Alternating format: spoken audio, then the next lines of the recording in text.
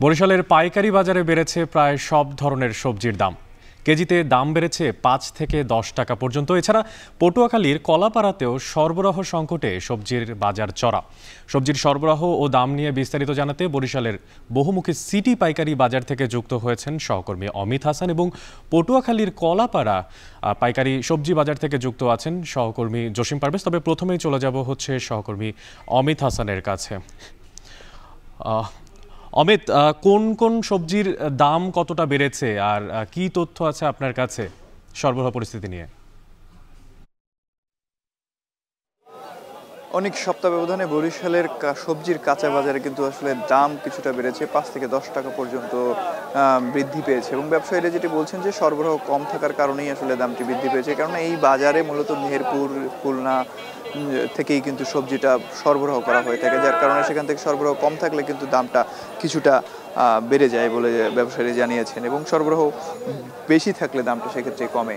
তাই একটু যদি দরদাম বলি তাহলে কাঁকরোল আজকে ৫০ থেকে ৬০ টাকা দরে বিক্রি হচ্ছে, বেগুন ৪০ থেকে ৬০, শসা ৫০ টাকা, টমেটো ১০০ টাকা পর্যন্ত বিক্রি হচ্ছে এবং কাঁচামরিচের ঝাঁজ কিন্তু কোনোভাবেই বরিশালের বাজারে কমছে না। ১৮০ থেকে ১৪০-এ নামলেও এখনও কিন্তু তুলনামূলক কাঁচামরিচের দামটি কিন্তু বেশি রয়েছে। লাউ ৩৫ টাকা কেজি দরে বিক্রি হচ্ছে। এছাড়া বরবটির কথা যদি বলি ৬০ টাকা কেজি দরে আজকে বিক্রি হচ্ছে।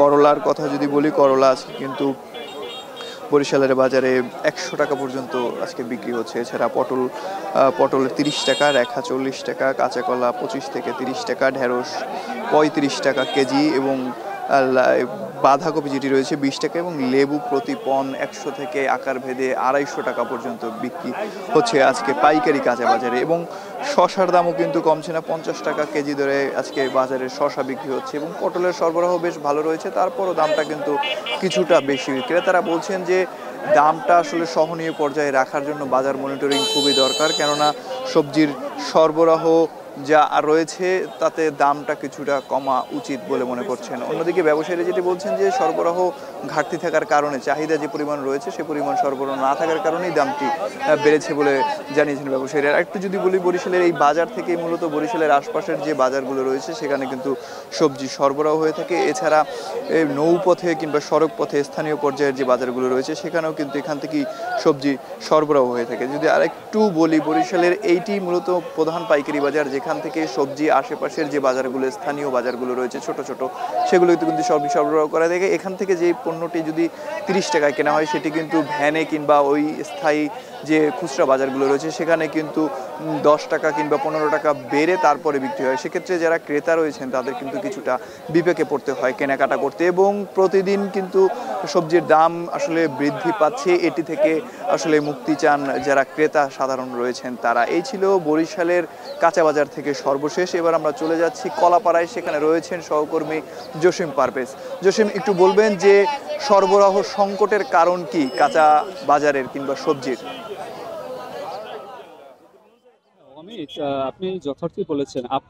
আপনার মাধ্যমে এখন টেলিভিশনের দর্শকদের জানিয়ে রাখতে চাই, টানা ২ দিন উপকূলীয় কলাপাড়ায় কিন্তু ঘূর্ণিঝড় রিমাল আঘাত এনেছে। এতে ক্ষতিগ্রস্ত হয়েছে এখানকার সবজি যে উৎপাদনকারী কৃষক তাদের মাঠের সবজি। সে কারণে কিন্তু স্থানীয় পর্যায়ের থেকে যে সবজির উৎপাদন সেটি কিন্তু অনেকটাই কমেছে। সে কারণে আপনি জানেন যে উত্তর অঞ্চল থেকে কিন্তু সবজি সরবরাহ হয় সেটা কিন্তু স্থানীয় পর্যায়ের চাহিদার তুলনায় কম থাকায় এখানকার দামও কিন্তু সে কারণে চড়া রয়েছে। তো আপনার মাধ্যমে আরো জানিয়ে রাখতে চাই, আজ এখানে আপনি জানেন যে আর কয়েকদিন পরে কিন্তু কোরবানি শুরু হবে। সে কারণেই কিন্তু এখানকার যে শসা সেটি বিক্রি হচ্ছে প্রতি কেজি ২৫ টাকা বেড়ে ৫০ টাকা প্রতি কেজি এবং বরবটি ২০ টাকা বেড়ে সেটি বিক্রি হচ্ছে ৬৫ টাকা কেজি দরে। এছাড়া রেখা বিক্রি হচ্ছে ২০ টাকা বেড়ে ৪৫ টাকা কেজি দরে এবং করলা বিক্রি হচ্ছে ২০ টাকা বেড়ে ৭০ টাকা কেজি দরে, পটল বিক্রি হচ্ছে ২০ টাকা বেড়ে ৪০ টাকা কেজি দরে। এছাড়া পেঁপে বিক্রি হচ্ছে ৩৫ টাকা কেজি দরে। আর কাঁচা মরিচ যেটি অতি নিত্য প্রয়োজনীয় পণ্য খাদ্যদ্রব্য সেটি বিক্রি হচ্ছে ১৮০ থেকে ২০০ টাকা কেজি দরে।